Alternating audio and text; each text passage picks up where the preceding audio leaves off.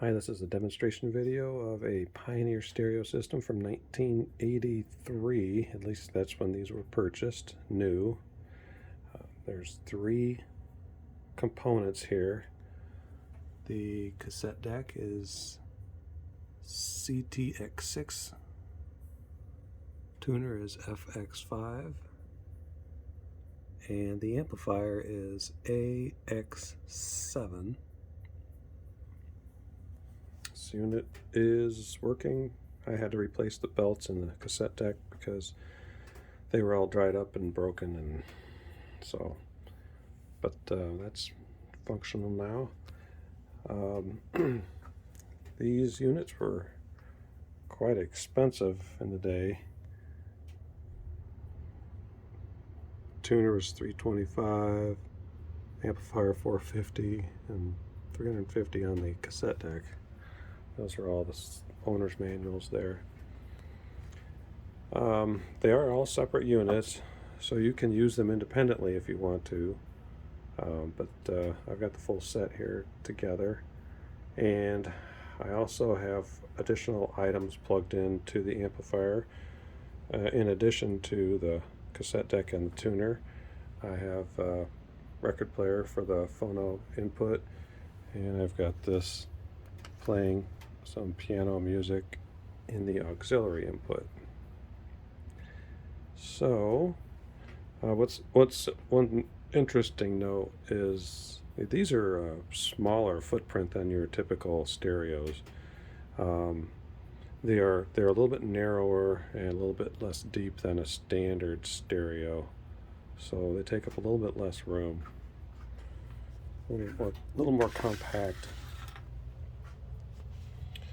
So I'll show you the serial numbers and model numbers. There's the cassette deck for reference. Here is the tuner for reference, and here is the amplifier for reference. So outputs here, there's just the one set of left and right speaker outputs. There is a second cassette tape input here, and then this is the cassette tape player input for the one that's in this setup.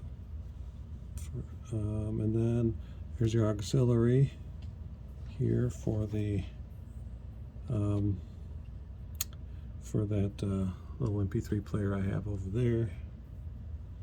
And then I've got the tuner plugged in here, and the phono record player here. These units also have a remote control plugged in from the cassette deck and the tuner. Apparently you can plug in one for the phonograph too if you have a record player with that feature. But what it essentially does is when you start playing a cassette or you start playing something on the tuner, the input automatically changes on the amplifier, so you don't actually have to press the button to get the input to change. So it's kind of a nice feature. Anyway, I'm going to power these units up. There's no volume knob. It's volume control is this button up and down. Right now the tuner is on, selected here, and I've got the tuner set to 600 AM, and we can turn that up a little bit. And it seems like efforts like yours, people are being and then very you can go into the FM here. And it's a very simple operation. There's just tuning up and down, and then you can of course set presets in these 6 preset buttons here by hitting memory and pressing the button.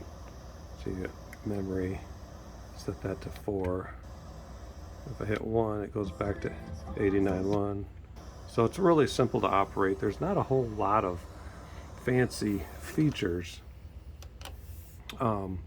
with these components, but you know, the tuner is very basic, but it works well. It's got a nice display. This little bit of fading in and out is not actually occurring. That's just the synchronization between the camera and the display on the unit. Anyway, so yeah, so that's the basic tuner function. There's, like I said, it's very simple, easy to operate. If we go up to the cassette deck, here's the eject. Let me get a cassette to put in there.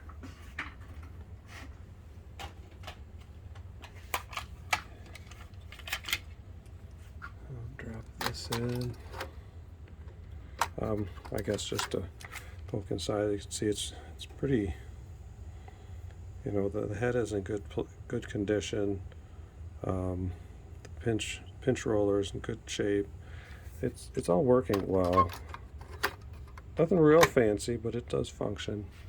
Now you'll see when I hit play, this selector will go to the tape 1 because that's where I have this input connected to, and that remote connector as well. So everything is push button here, computer controlled, or I don't know, they kind of give it a fancy name in the manual, but if I hit play, you'll see down here it changed down to tape. Now we'll turn up the volume. I can't leave it play too long because there'll be a copyright ding on my YouTube account, but it does work. One unique thing about this is that you know, there is this timer switch right here, record, off, and play. So it's interesting because you can get kind of it's an additional accessory to plug into like the tape deck. It's a timer, so you know, if you wanted to wake up to the tape deck playing, you could set this to play, and you would set the timer that's hooked to this unit up to, you know, wake you up in the morning, just like an alarm clock. And once that timer turns on, it just powers this up. You leave the switch turned on, and once it powers this up, this starts playing automatically because you have this in play timer mode. You can actually record stuff too if you look at if you know, set it to the record mode, and then you set the timer for a certain time. Once that timer turns this unit on, it will record. So if you wanted to record a radio station or something like that, you could use it for that function. But in most cases, you'll probably just leave this in the off position. Then there's a music search. It can actually, if you turn this on and you hit fast forward while you're playing, let's see if we're playing here, yeah. You know, it will fast forward and it will stop when it finds a gap between songs, and it will start playing at that point. So you don't have to guess. See, it just stopped. See? And that's the beginning of that next song.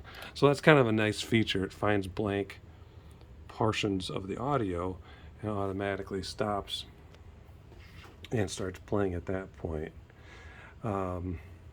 Okay, so I'll turn that back off. Yeah, otherwise the features are very basic. You can record off of here very easily. You just can hit the record button once you have an input going. You set the input and you hit your record, and it does record. It functions fine. I'm not saying this is a hi-fi piece of equipment that has ultra fidelity and that sort of thing, but it does operate. So those are the basic features.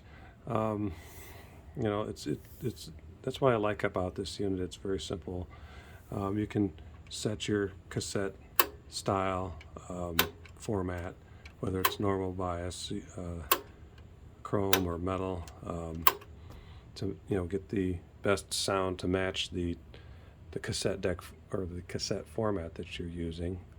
Yeah, so that's the basic function of the cassette deck. You can record off of whatever sources you want to, the tuner or the auxiliary or your phonograph. So it's pretty versatile that way. Now I'm going to go over and just change to the auxiliary input here. And this is just a recording of my son playing piano. So I'm not too worried about copyright ding from YouTube on that one. So that's auxiliary, and then I have a record playing here connected to the phono input. So if I press the phono, got some music playing there. It's really simple, this balance, you got left and right balance, left and right. And then there's the last input here that I haven't shown is your tape 2. That's if you had a second cassette deck plugged in, you could use that. This unit 2 is interesting. It's got a microphone input, and it does work. I'll show you real quick here. I do have a microphone handy. It takes one of these 1/4-inch jacks, and when you plug that in, this adjustment right here, sorry about the shaky video, this adjustment right here gives you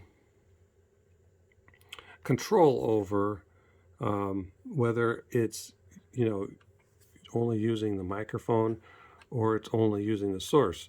So if you have a radio station playing, all right, now I've got the tuner playing. So that's playing. Now if I switch this all the way up to mic, you can hear the audio goes down to almost nothing. If I put it down here, that's the source. That's your tuner input. So it's a fade control between the microphone and the source that you're playing. Now if I pick this microphone up, hello, hello, hello, hello, check, check, check. It does play through the speakers. So, I suppose if you want to do a recording or something and add your voice to it, you could set it to mix, and I assume you could just record off of that input. I have not tried it, so I cannot guarantee that's what that's for, but it does function in that sense, so you could plug it in and get some audio out of the speakers. I suppose you could use it as a kind of a karaoke type of situation where you got music playing and you could sing along with it. So yeah, that's the basic rundown. So it's got a lot of nice features. You can plug an additional cassette deck into it and auxiliary input. So if you had a CD player, you could do a CD player. I just have this music MP3 recorder player hooked to it right now. Or, like I say, you can use a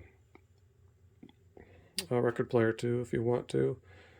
And yeah, if you don't have a lot of space, these are kind of nice. They have a smaller footprint, and these are in super good shape. These belong to my brother-in-law, and he just is looking to sell them. So I was wanting to do a nice video demonstrating that they work and showing how they work. All of the owner's manuals will come with them and everything. So yeah, really nice, well cared for units. Hardly any kind of scratches or any kind of blemishes at all. They're just in really good shape. So let's see if there's any other. Oh yeah, you can make some small adjustments to the treble and the bass here, and when you do, you can see the bass and the treble get adjusted over here. Kind of give you an indicator when you make those adjustments. I can turn this up a little.